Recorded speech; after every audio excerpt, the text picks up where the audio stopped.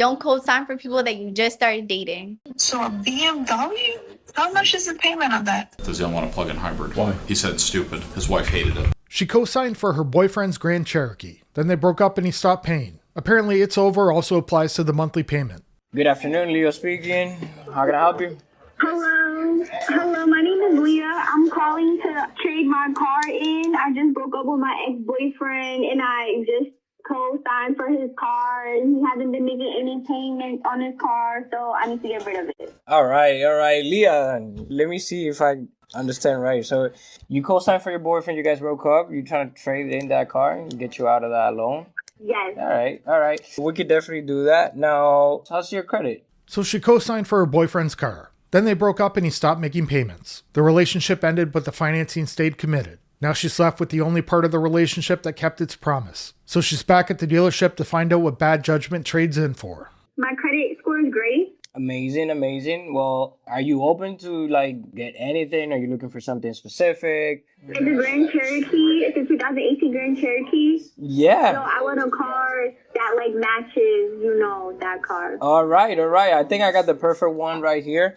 Now, today I'm going to be open until 7 p.m. You think you can have some half an hour time? You can swing over here and I can help you out pretty quick? Yes, I'm off today, so that's perfect. She wants something comparable to the Jeep, because after getting trapped in one bad deal, the important thing is maintaining the lifestyle. The relationship might be over, but the vehicle standard survived. So she's replacing the boyfriend's SUV with one that feels like she never learned anything. All right, I'll send you the address right now. You just got paid? Oh, this is the perfect day to make it happen. All right, so I'm gonna send you the address in a text message right now. As soon as you come in, just ask for Leo. I'll gladly take care of you. Okay? Let's get you on that new ride. Perfect. Thank you so much. All right, Leah. I'll see you soon. Let's go. All right. Basically, what we're trying to do here, she co-signed for next boyfriend. They broke up. Things like this happen very often. The paycheck survived almost an entire conversation. It had no idea how short its life was. Direct deposit barely had time to settle. And the reason it disappeared gets discussed like a common factory defect. Just another breakup that comes with a monthly reminder. So we always want to advise people that are looking to co-sign for somebody else, make sure these people are responsible, make sure these people are making their payments on time, because your name is on the line. You also will take a hit for that other person not being able to pay it on time. So let's wait for her until she gets here. See if we can give her a little upgrade, all right? We got you done. We got you approved. He says to make sure the person you co-sign for is responsible, which works perfect until they stop being responsible. Everyone makes the payments until they don't. And once that happens, the bank doesn't care who promised what. They just call the person whose credit is worth ruining. Congratulations, right? I'm just going to go over a few numbers on how we are going to make this work, right? So we're taking your 2018 Grand Cherokee, right? That car still owes $18,970, right? From that amount, what I can pay for this car today is going to be $13,970. So you still with $5,000 on that car that I'm going to roll to this new vehicle. Make sense? Yes. Congratulations, she's approved. The Jeep came back worth $5,000 less than when it left. She may not have been the one driving it, but she signed up for the part where it loses value. So now the loss gets attached to her new vehicle. A very generous reward for helping somebody else buy a Jeep. Now, that car is going to be paid off by us. It's going to be posted in your credit as a paid off auto, right? So now on the car that you're getting, which is a 2022 Genesis with the peanut butter interior and all that. So the car was actually listed for $34,999. Okay. Right now, we're running the summer sales event. So we're taking $1,000 off from that listed price, leaving the car for only $29,499. Amazing. So what I need today is only $2,000, right? Now, that will make your monthly bill $679. That's a very serious car payment. Some people take a little time after a breakup. She took on another loan. The last one cost her $5,000. Maybe this relationship with Dad will work out better. That would include 2 years of extended warranty and a gap protection, all right? How does that look for you? This $679 price seems a little too high. Is there anything we could do about that? For sure. We can definitely always do something. Now, keep in mind, for every $30 that I change here, you got to come up with 1,000 over here. $679 is a little high for you. Now, what could work for you, right? If we could at least get this down to like maybe like 600. She's negotiating with the smallest part of the problem. $79 is now the line in the sand. The $5,000 rolled into the deal can stay. The expensive car payment can stay. She just wants it to look slightly less expensive because financial discipline starts at $600. 600. Yeah.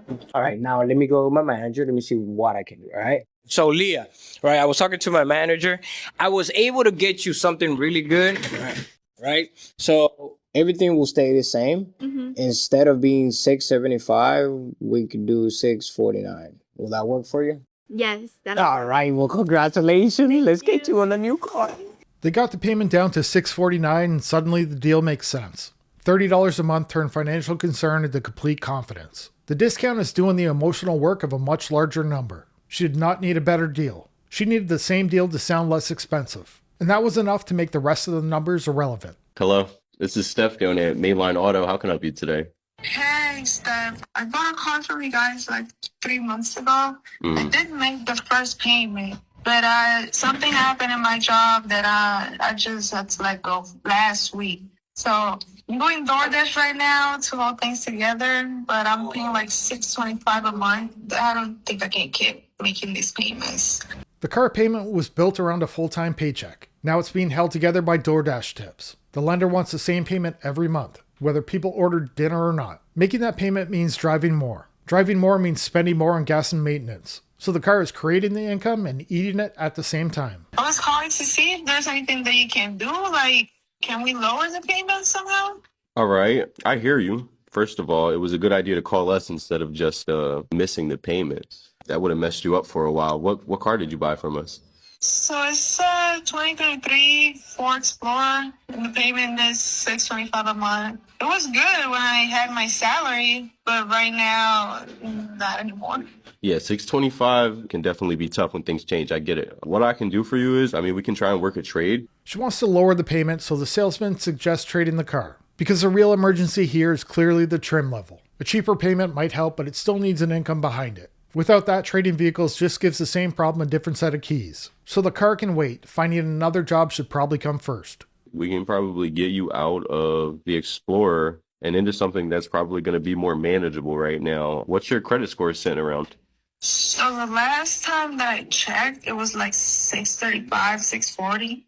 Okay, yeah, that's pretty good. Let me see. Do you need the space? You have the Explorer. Do you need the third row, or is 2 rows fine? No, 2 rows is fine. I'm by myself most of the time. Okay. All right. So I have something that just came in. It's a 2018 BMW X1. She called in worried about making the payment, and the salesman suggested a BMW. So we moved from lowering the bill to upgrading the problem. Nothing stabilizes an uncertain income like German maintenance. She's already using DoorDash just to make her current payment. Now the plan is to give her a nicer car to worry about. It's amazing how much easier car shopping is than job hunting. It's the X-Drive 28, so it's all-wheel drive, 4-cylinder. It's got decent miles for the year. I think it's got around 80,000. It's got sunroof, heated seats, backup camera. So a BMW? How much is the payment on that? Your payment could be anywhere from $200 to $300 a month, maybe a little bit more, maybe a little bit less. It's going to depend on what kind of term they're willing to give you. For real? I could go from 625 down to 246? That's what I'm looking at right now. Okay, so yeah, what do I need to bring?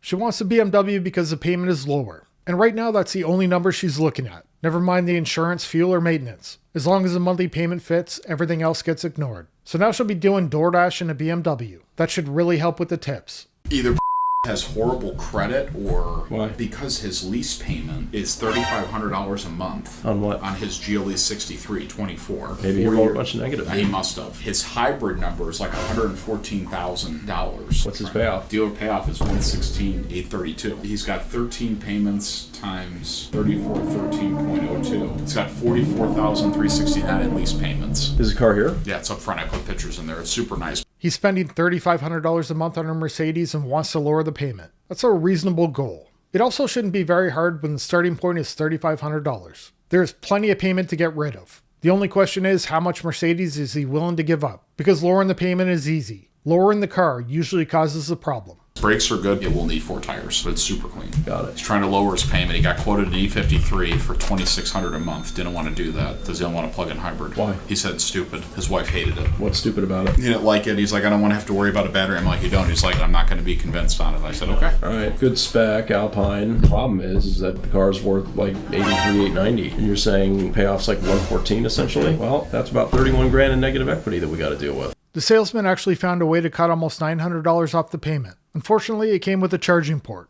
He called EV stupid, so the savings stopped being the main issue. $900 a month is a lot of money, just not enough to make him like an EV. So the $3,500 payment remains undefeated. Which is $900 a month. So what's he looking at? His wife wants an S-Class. Well, I mean, that's going to lower his payment, but not by a lot. $5,000 down. 48 months, he's at $2,789. Lowers your payment by $800. Do we get that bought with 5 down? Don't know. Really don't. Loan to value is 120.4%. So assuming his credit is good to go, we should be fine. We're underneath the parameters. Can you run me the white on red as well? 2,900. 10,000 miles a year? Yep. You got it, dude. His wife wants an S-Class. That brings the payment down by about $800 a month. So the solution to an expensive Mercedes is a different expensive Mercedes. The badge stays, the payment drops. And everybody gets to feel responsible. Just not responsible enough to leave the Mercedes dealership. That's it for this one. Thanks for watching. I'll see you in the next one. Bye.